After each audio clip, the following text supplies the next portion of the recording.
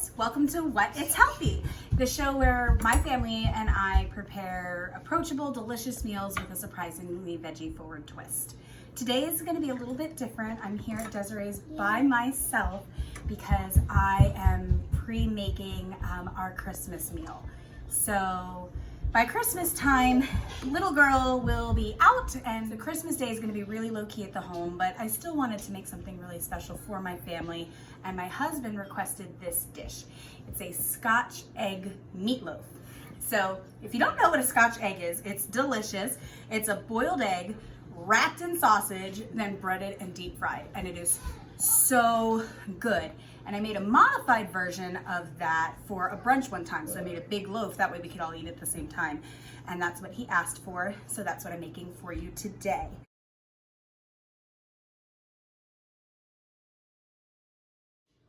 So the reason I decided to turn this recipe into a recording, despite my lack of preparation, is because as I was writing the ingredient list to go do the shopping, I realized that par for the course, there is a kind of surprising amount of veggies in it, and I wanted to introduce those to you real quick.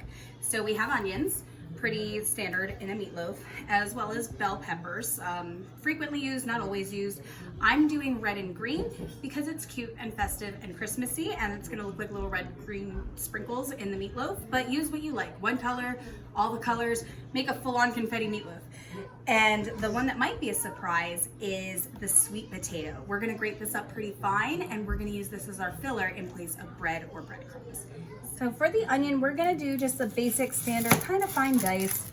Trim off the end, cut in half, peel out the weird tough outer layer. And then to dice, there's a few methods. Oh, always keep the root on because it holds it together. It doesn't fall apart as much. You'll see the people that go sticks or planks, sticks, dice. I like the fan method. Onions are made of concentric circles, so I just cut in angles toward the center, and you get a perfectly easy, pretty dice that way, and I think it's a less work. All right, you just gotta, there you go. And watch, see? Perfectly nice little dice that way. I don't have any fancy pepper cutting techniques. I know a lot of people do. I just go along the lobe lines and trim off the top. And I just rip the stuff out. I don't really worry too much about the little ribs. They're not spicy, so they're not gonna hurt anything. Just get the seeds out. And that top, if you're thinking that I left a lot of pepper on there, I usually do trim that up closer unless I know I'm making stock in the next few days, in which case I'll just throw it in my stock bag as is. But otherwise I'll come back and I'll trim that up too. And then for these, I'm super simple. I just do strips and then come across, and there's my dice. And for the sweet potato, we're just gonna peel it first. Sweet potato peels are edible, but they are pretty tough and I don't terribly enjoy them, and it wouldn't be pretty, so we're gonna get rid of that. That will go, not in our stock bag, but that'll go in the compost. All peeled up and time to grate. And as we go, I want you to see we're using like the smaller grating setting. I don't want big strips because I don't really want them to show or be super noticeable. I don't want them to get in the way of our red and green pepper sprinkles, and I don't really want to draw too much attention to it. It does bring this nice sweetness that kind of makes it like holiday-ish and seasonal, but it doesn't stand out too much. So the next thing we need to do is get the water out of them, because otherwise it'll bleed too much into the meat and make them soggy. So for our aromatic vegetables, that means sweating them down in the skillet. But for the sweet potato, we're gonna salt that and squeeze some of the water out, which is why I grated it onto a rag. Time to put in our onions and peppers. And we're just gonna let these sweat down. We don't wanna color them. We don't even care that much about cooking them. We just want to get some of the water out. So to help with that process, we're going to salt really well. That also helps layer flavor, because you want to do that every step of the recipe. And we'll do some pepper.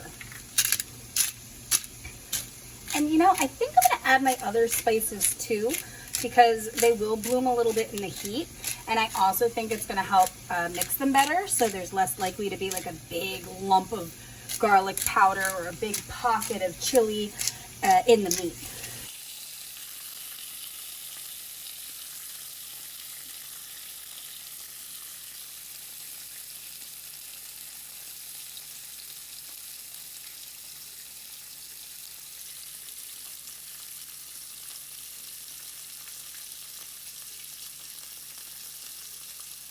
And we really don't need to go too crazy with the spices. I know that looks like a lot, but when you think about the fact that we're gonna mix it in with the meat and the filler and all of that stuff, it's not nearly as much as it looks. So we're just gonna let this sweat down a little bit. And now we squeeze out the sweet potato. Look at all that's coming out.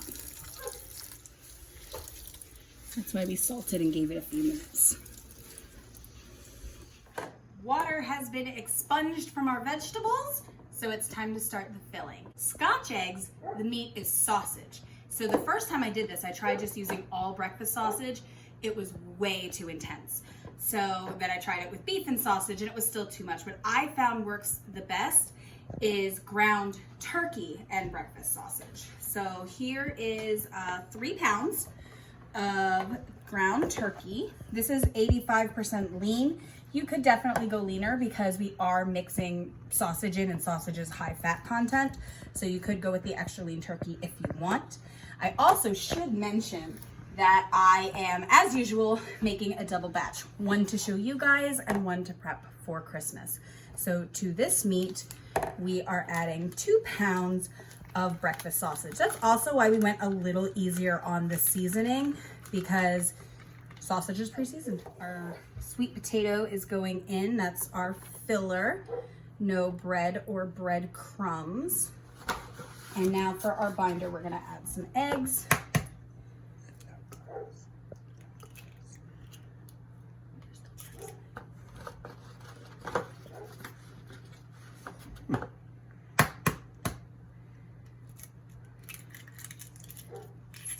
I think I'm gonna do 1 more egg because this looks like a lot.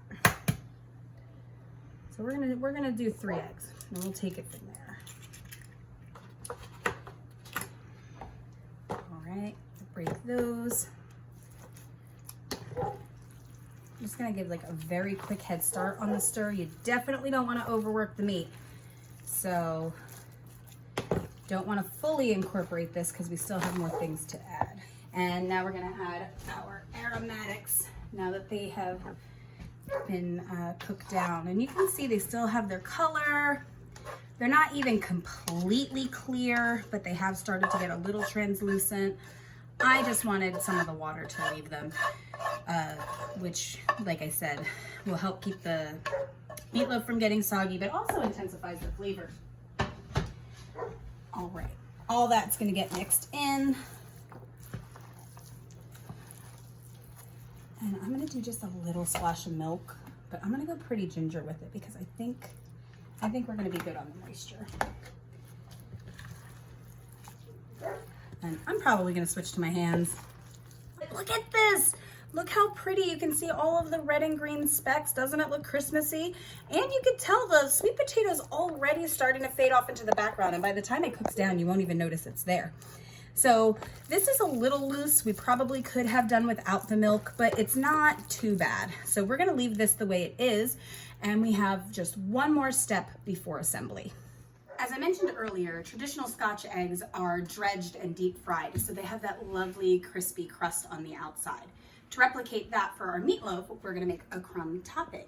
And we're gonna do that by using equal parts breadcrumbs, I'm using panko, Parmesan cheese, and pork rinds, all crushed up. When my sister was keto, we did this all the time for a crunchy topping. And if you like pork rinds are a really great low carb substitute. So we're just gonna toast those up right now in some butter. And I'm guessing we're using about a 1/2 cup to a cup of each. Doesn't really matter, just about equal parts. They store really well, so if you make too much, it's fine. You saw we had some butter already melted in the pan. And we're just gonna let these toast until they're fully coated and toasty and happy. Okay, we have achieved toasty. We've got a pretty golden brown. Time to get them off the heat because they are going to brown more in the oven. We just give them a head start for a couple of reasons. One, you won't get this level of browning on its own. And two, we want them coated in the butter so that they, as they cook, they get crispy instead of just hard and crunchy. All of our components are done. It is time to assemble, but before that we have to taste test. So we're just gonna take a little pinch, form a little patty, and we're doing a patty so it's flat and cooks faster. And we're just gonna cook this up. Remember, we're just testing for seasoning. It's probably very hot. I would assume.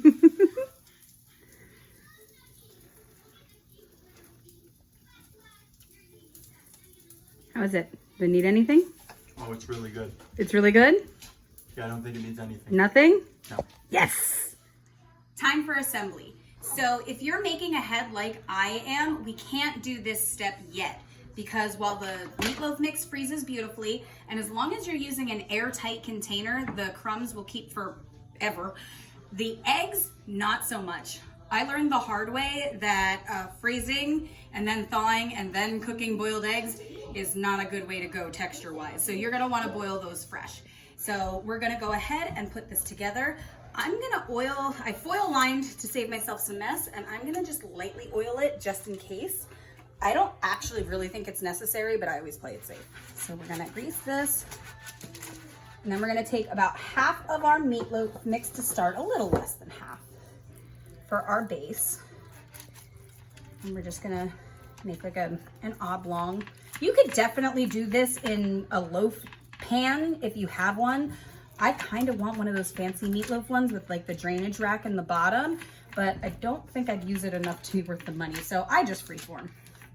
And then we're gonna add our eggs. I'm gonna try and do them vertically, although I did find that they usually fall down.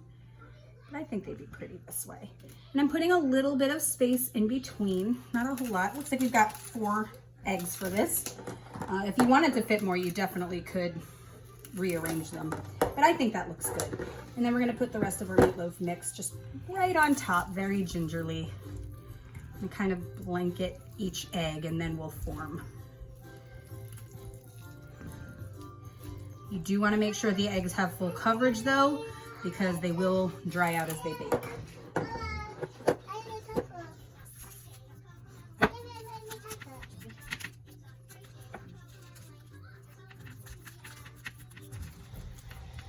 There we go. And then we just top it with the crumbs. And I pretty much just put like a really just generous layer on top and let them spread and fall where they fall. I don't worry too much about coating every inch or all of the sides because it's not gonna work. So we just want a really yummy, crummy, crunchy, crispy topping. Yeah, I think that looks pretty good and it's ready to go in the oven. Oven is at 375 and it's gonna go in for a while till it's done, probably 40 minutes, I'm guessing. We'll find out together. All right, let's see where we're at. How's it look? Oh, it smells good and it looks pretty. Here we are. Our meatloaf is set and out of the oven and gorgeous. The crumbs are super crispy and golden. The meatloaf is shaped pretty. Not an egg peeking through anywhere in sight. So let's crack it open and see if we can find one. Let's see, I think the way they were, this would like separate them. So I think I'm gonna go like right here. Let's see what we got. Okay. Oh look, sort of, I didn't get the yolk, but there we go. Isn't that cute? Fun little surprise. And the meat looks perfectly done and juicy. I'm gonna tell you the truth, I literally forgot about it. Desiree reminded me. I think it was in about 45 minutes. But yeah, there we go. And now let's have a taste tester. That one's a pretty one, so definitely like show the slice because I got a good. Ooh.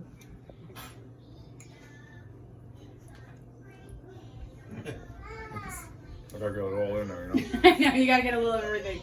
Oh, he's smiling? Look, folks. It's delicious. Is it? Yay. Doesn't need anything. Huh?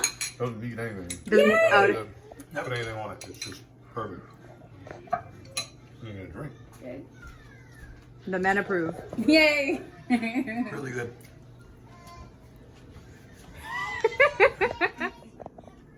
Oh man, man.